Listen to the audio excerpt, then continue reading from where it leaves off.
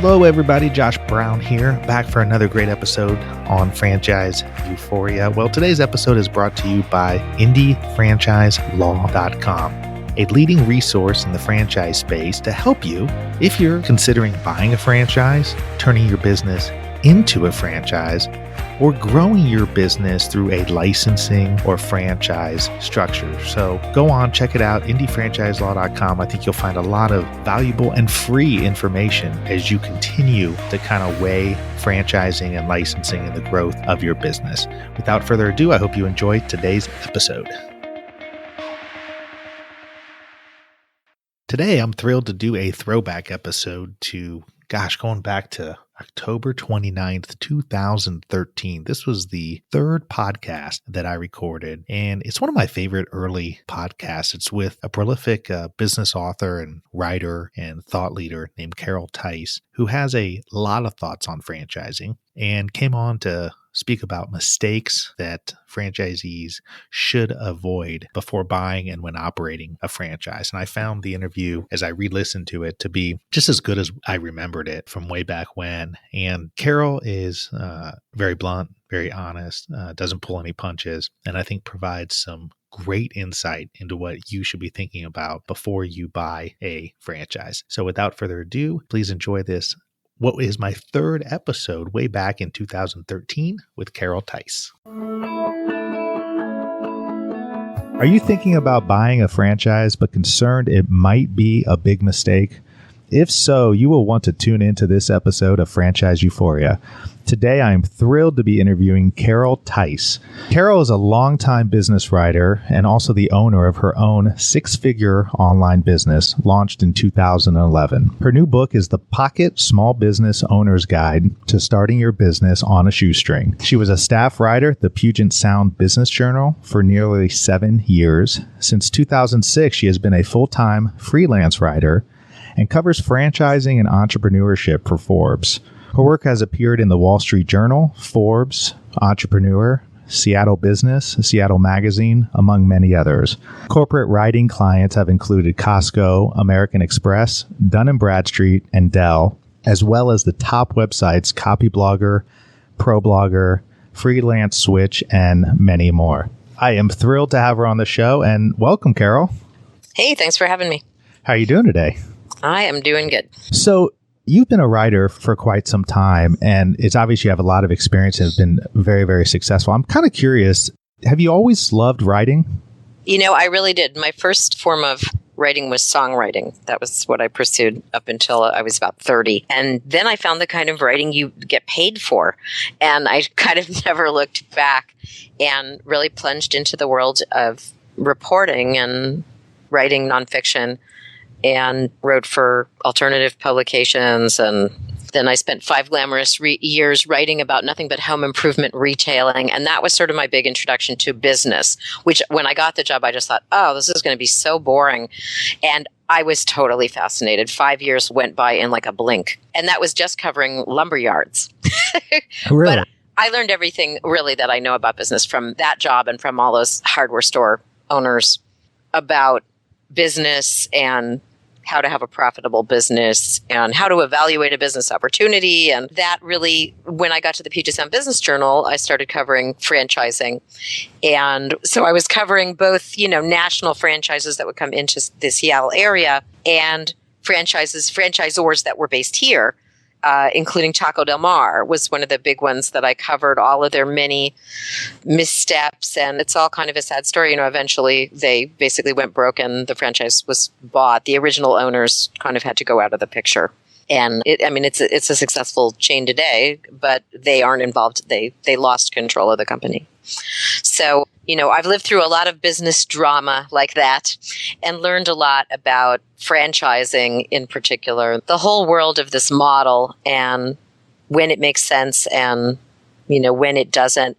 And, the big change that's happened in franchising since I started covering it, 15 years ago is just that there are so many more franchise opportunities because there's all these franchise packagers out there convincing everybody with one store that they should franchise for growth. And so you get a lot of these franchises that are popping up 18 months after they opened their first store, they're wanting to sell you a franchise. And, I think you said you wanted to talk about, red flags and warning signs. And I'm very, very leery of these situations because one of the big things you want to buy with a franchise is expertise and a proven model. Well, this model isn't proven yet. It hasn't been around long enough for them to have 2 years worth of financials for you to look at. Often the original isn't profitable and they're hoping selling a bunch of franchises will make their balance sheet work. That is one of the things that makes me very, very suspicious. Well, it's interesting that you say that because, I talk with people often, businesses that, just as you said, have been in business for a year and a half, 2 years, and they get this sort of, I call it the franchise bug, where maybe they've gone online and they've read a few things and thought, wow, this is a great way for me to expand. And I always tell them, unless you have 2 or 3 operations that you're currently running right now, I wouldn't even consider franchising before I looked at 2 to 3, because there is such a big difference between running one store, as an example, versus 2 or 3. I'd be curious your thoughts on that. Yeah, absolutely. So you've got somebody, they've barely got experience operating this store, and they have no experience being a franchisor, which is actually a different job for a business owner. I mean, sometimes when you look at the background of these people, they were a McDonald's franchisee for 20 years before they started this or something. There's a scenario where there is some franchise operation expertise and they have a deep background in operating businesses, but sometimes there isn't. And it's just somebody who's been sold a dream that if they franchise, they'll make millions. And the question to go back to is, what are you buying when you're buying a franchise? Why do you pay them, 6-8% royalties every month, which if you haven't operated a business, you don't know, is a big chunk of margin to give up. It may not sound like a lot, but for a lot of businesses, that's going to be the difference between making it and not giving up that royalty. And so you have to get a lot in return that's going to make the business that much more profitable, where this is all going to pencil out. And when you're buying a newer business that has no brand equity, one of the big things you're buying when you get a McDonald's franchise is it's McDonald's. People are going to drive by and go, oh, a McDonald's, let's go in, honey. I know what that is and I like it. When you buy a newer franchise, you don't have any of that. So you're essentially paying, part of the royalty is supposed to be for brand equity, but you're getting nothing on that side. You're getting nothing there. Yeah, absolutely. I mean, I think that a big part of it is brand equity. I mean, I think when you're dealing with a true starter franchise, really what people are ultimately buying is they're buying their systems and processes so they don't have to go through that exercise, right? I mean, they're doing that so as a way, a lot of people who think about getting into franchises, at least in my experience, they do so because they want to avoid, in theory, some of the mistakes that startups make. But yeah, I totally agree with you. I'm so glad you mentioned this early on, is that it's a really, really big issue, is that people, and I think it's almost a deeper seated issue, is that people fall in love with franchises. I want to get to that topic, but hang on, because Okay. I want to go back to what you were saying. When you buy into an 18-month-old franchise, I'm going to say you're not even getting good systems and processes. They haven't nailed that stuff down yet. It's too early. It's not like getting a manual from McDonald's. You're going to be helping to develop those processes with them. That you're not even getting that. What you're getting when you buy into a new franchise system is ground floor opportunity. Often fees to get in are lower, and there's more. If you think this is the greatest, this is the next McDonald's, you might end up getting to own 100 stores of that because you're there at the beginning. That to me is really why people buy. And I have interviewed, at one point I did a story where I went and looked up a bunch of people who had been the first franchisee or the second, like a really early franchisee of a system, and said, why did you do this crazy thing? And that's what they said, ground floor opportunity. And of course, it's true. If you are that prescient person who sees, oh, wow, this is going to sweep the country, and you're getting that ground floor opportunity. So, that to me is the reason, but you have to be so circumspect. And so now let's move on to your other topic, which is people fall in love with franchises.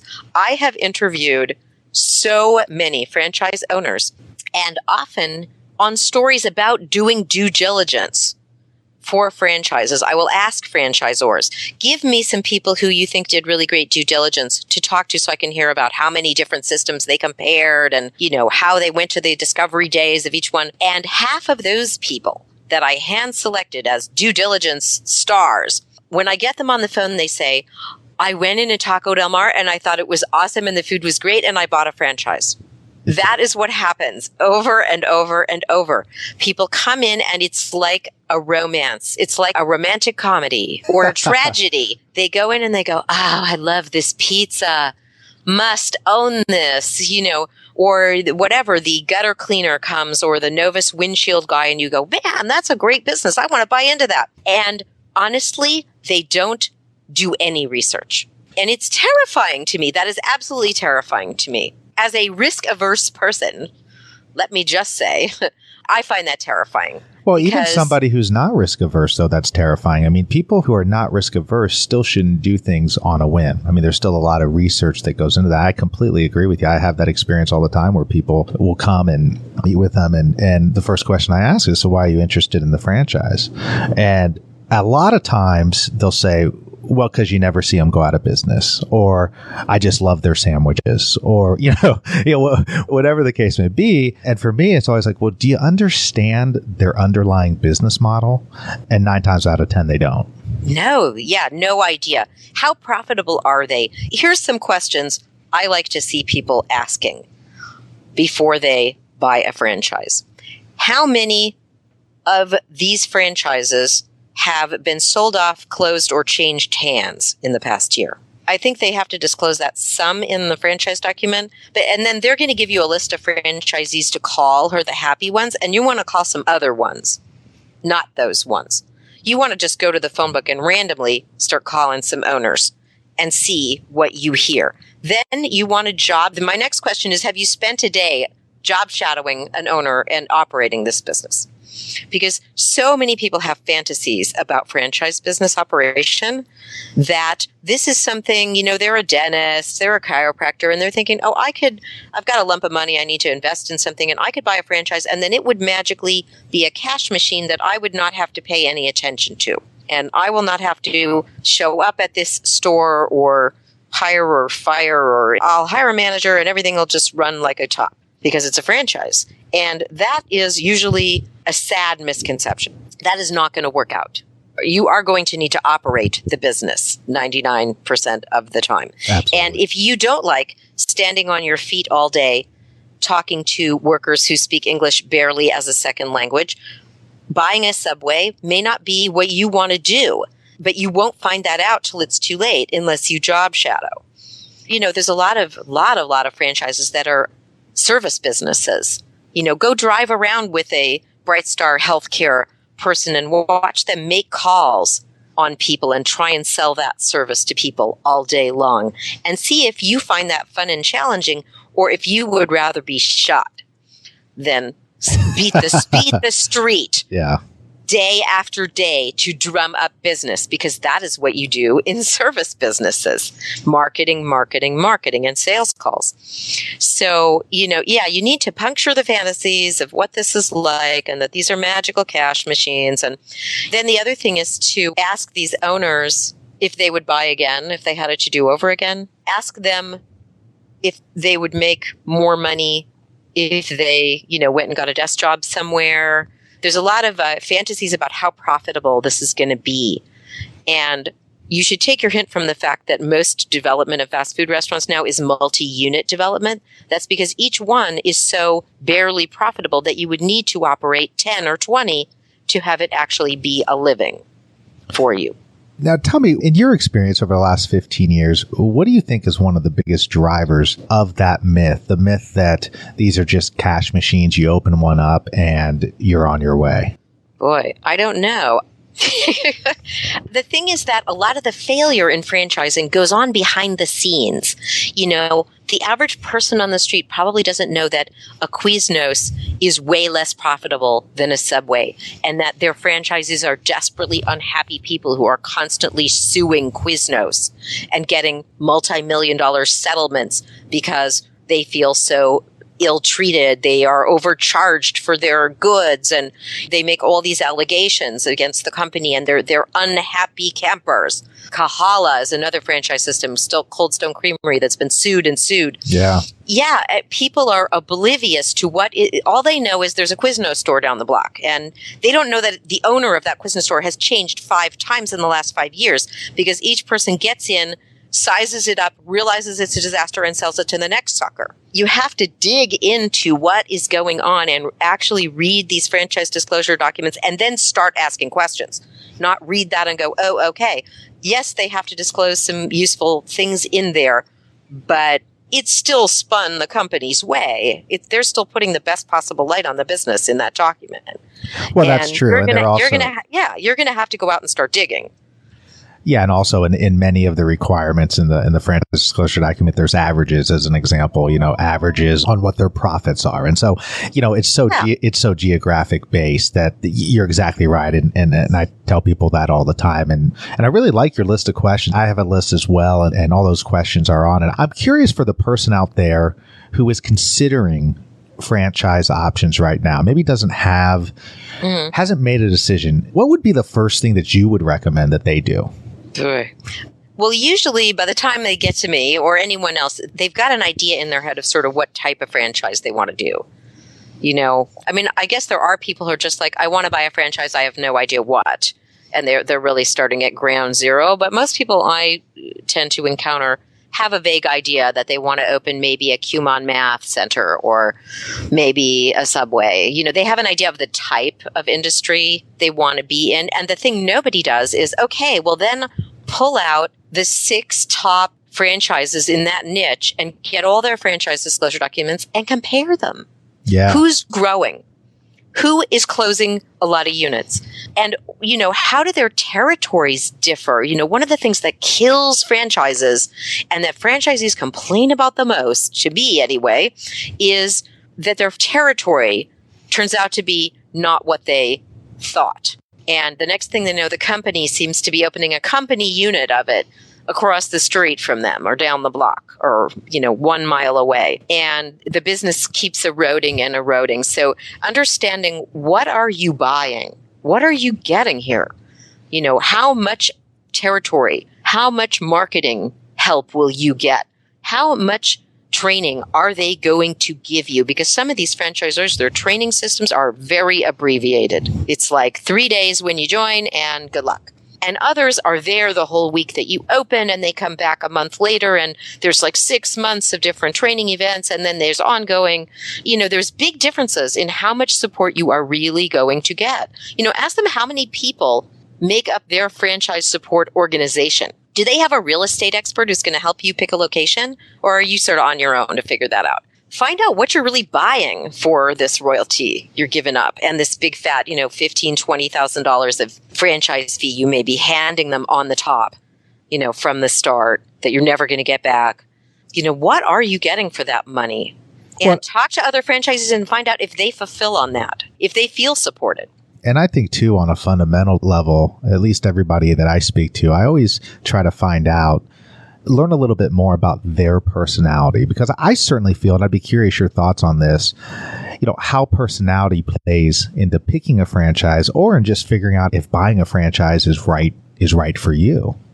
That's a really good question to ask, because some people are really going to hate being franchisees because they want to do their own thing. A lot of people quit their job in corporate America and they want to start a business because they hated having a boss. Then they get into a franchise system and wake up and realize it's the same thing all over again. It's the same darn thing. They're going to be told what to do, what they can advertise, when, what price they have to charge for X, and it drives them crazy. And then when they have creative ideas of how to improve the business, they're going to hit a stone wall with corporate. There are franchise organizations that are receptive to franchisee ideas and input and love them and implement them and spread them out chain wide. And, there's many great franchisees that a lot of the great ideas come from the franchise members. And there are other systems where it is their way or the highway. They are not interested in your insights. And generally the older the franchise system is, the more it gets entrenched and it's harder it is. And that's another reason people buy into newer franchises, is they feel like they'll have more of an opportunity to be entrepreneurial and innovative and shape it, and that management will be more receptive. So yeah, you kind of need to find out how entrepreneurial a system it is, because some are and some aren't. And some will give you a lot of flexibility about how you're doing what you're doing and where you buy supplies and, what you want to put on special this month, and others will not.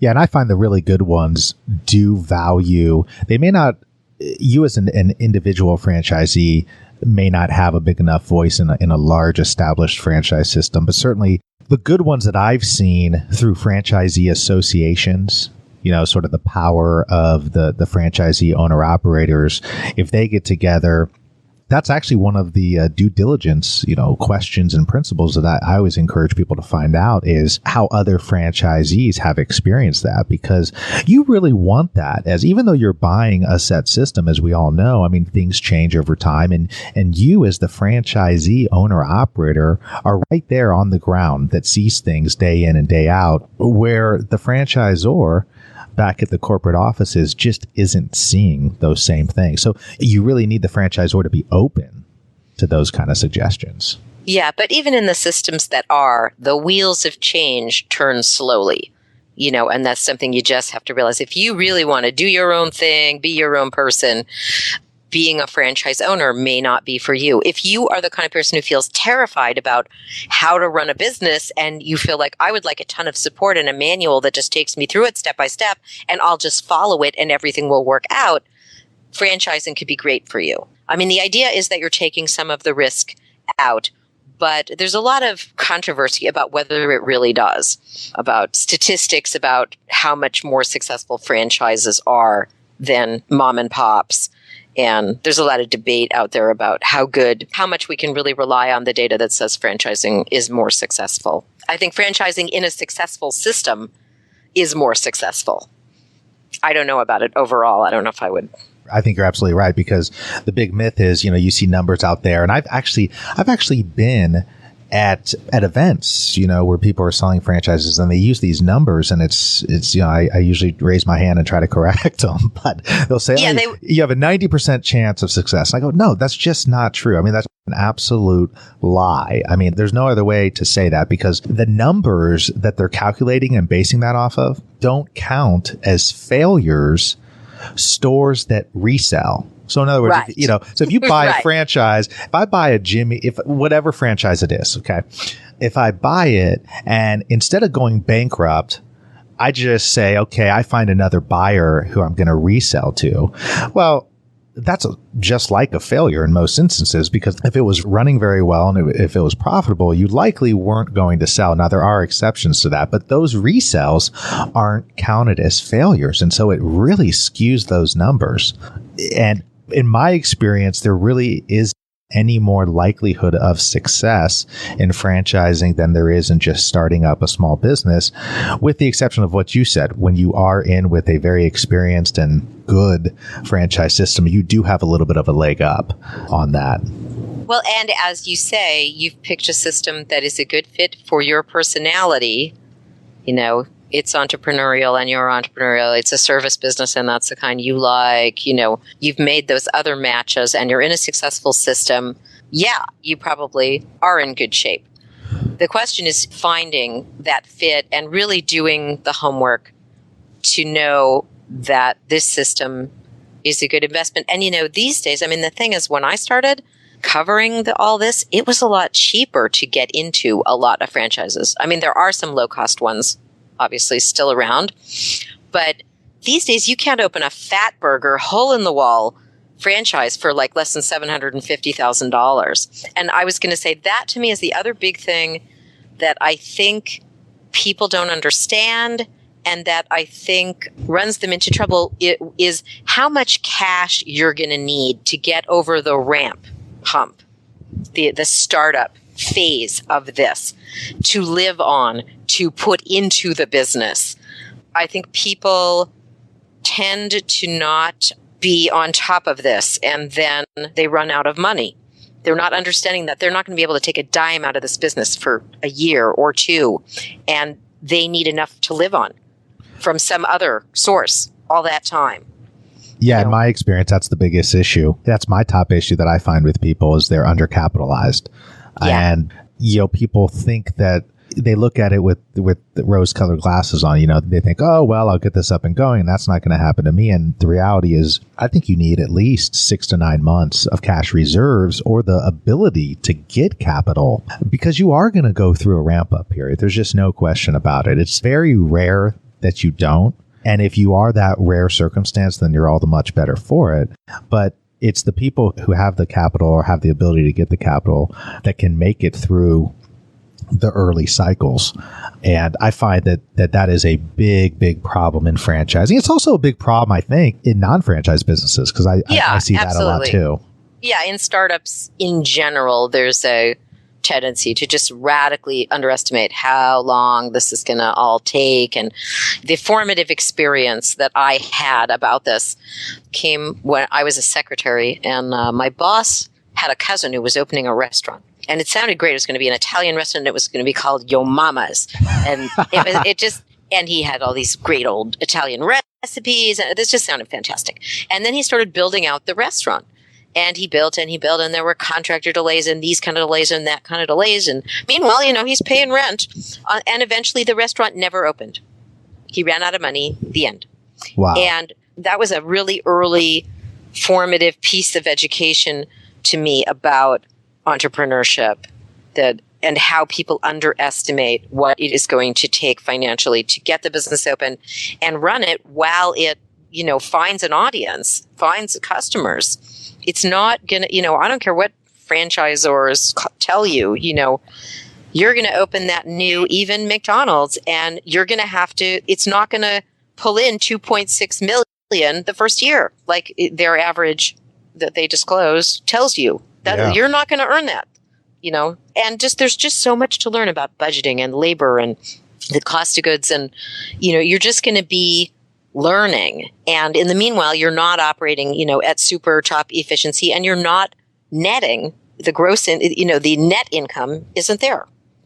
Well, and I find too, and I think this sort of underlines everything that we've been talking about, but one thing that I find franchise buyers never think about, and that is when it comes to buying a franchise versus a non-franchise is, in your example, when you have somebody who's invested time, energy, money in just starting their own restaurant, and at the end of the day, they run out of money and they're done. Mm-hmm. Well, in franchising, once you sign that agreement, you never get back your franchise fees. They're gone. And most franchise agreements are 5, 10, 15, some are even 20-year agreements. And so you're on the hook, and you either have to find somebody else to buy it or find a way out of the system. So it's all the more important, I think, in franchising to be very, very careful on the front end and do extra due diligence. Yeah. So. And, the other thing that happens is people go through the process and they get interested, and then they go to the discovery day and just kind of sit there with their mouths open like kids on the It's a Small World ride, getting dazzled, by the excitement. And that is the point of Discovery Day, is to get you all pumped up about this concept. And you're going to talk to people who love it and are making buckets of money.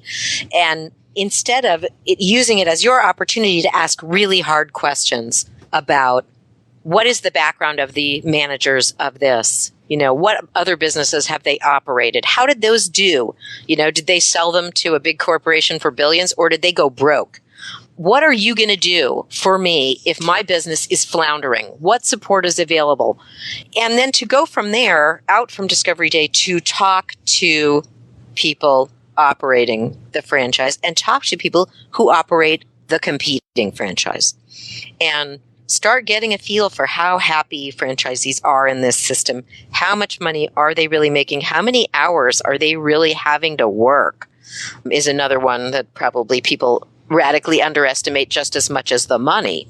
Try and get a real life picture of what this is going to be like. I think there's a lot of people who have been laid off by corporate America. Maybe they've got a severance package and they're too young to be just retired and give up, or they just don't have retirement money like many Americans, and they need something else to do, and So they open a business and then they lose all their money, and then they get to go get a job again.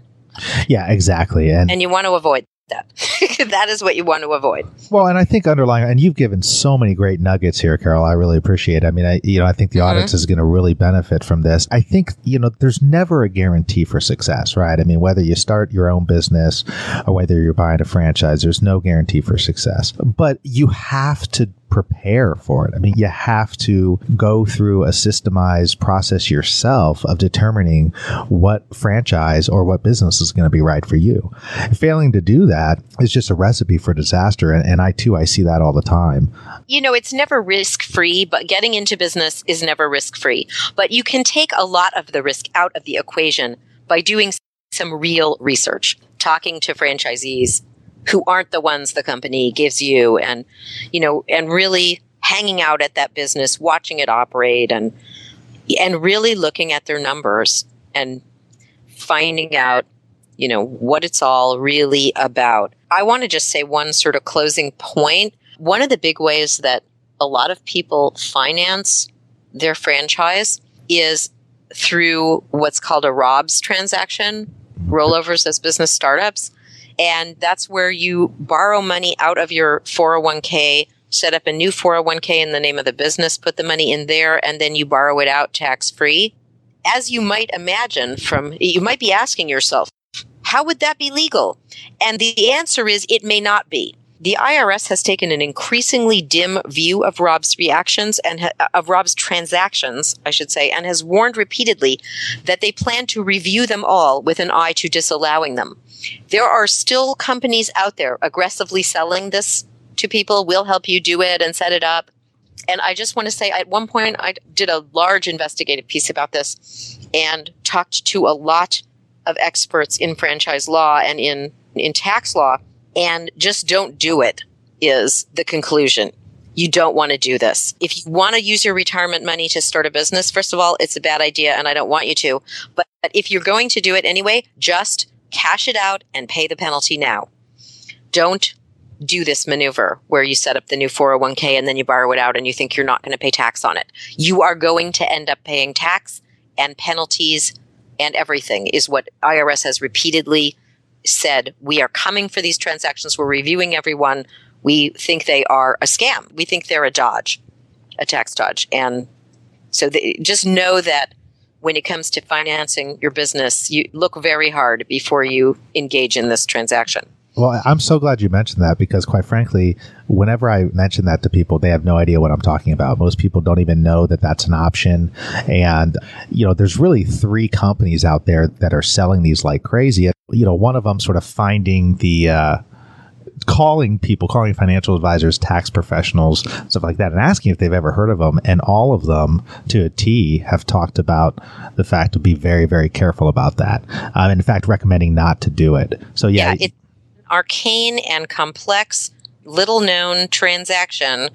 And you'll see these people sponsoring conferences, and they'll tell you that we've set up thousands of these.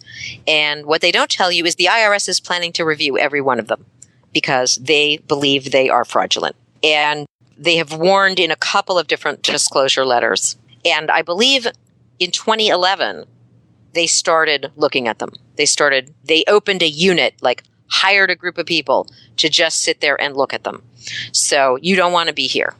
Well, that's a great point. I'm really glad you brought that up at the end thing. And I feel like we could have a whole nother show on that specifically.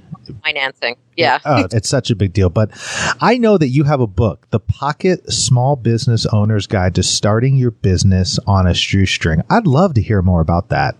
Well, I was approached to write that title by the publisher, Allworth Press. It's a series that they have, this Pocket Small Business Owner's Guide. And this book is all about how to save money in your business. And each chapter is an aspect of business, from market research to labor, facilities, marketing, sales, e-commerce, every aspect of business, and how to do it for free or for cheaper. And it really allowed me to boil down about 20 years of talking to business owners and watching businesses succeed and fail. And it's just got a lot of fun stories in it that are hopefully educational about why you want to develop a discipline of saving money in your business. And postponing, avoiding, and reducing costs. So that's what it's all about. And the book site for that is shoestringstartupguide.com is where you find that. And then if people want to reach out to you or talk to you more about this, you've got such great insight and experience. Where can they reach? Well, you can always find me through caroltice.com, my writer's site, or, you can look me up on Forbes, on my Forbes blog, The Franchise Files.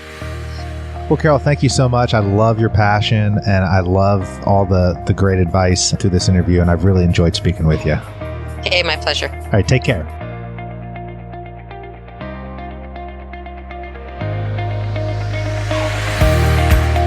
Thank you so much for tuning in for another episode of Franchise Euphoria. If you enjoyed this episode or have enjoyed the podcast in general, I would really appreciate it if you could go to iTunes and leave me a rating and review. It really helps to get this podcast out to more and more people. So the easy way to do it is go to iTunes and in the search box, put in Franchise Euphoria.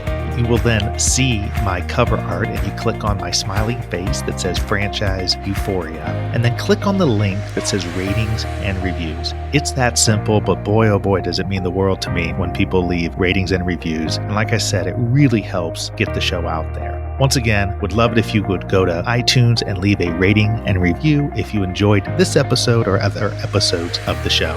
And until the next time, happy franchising.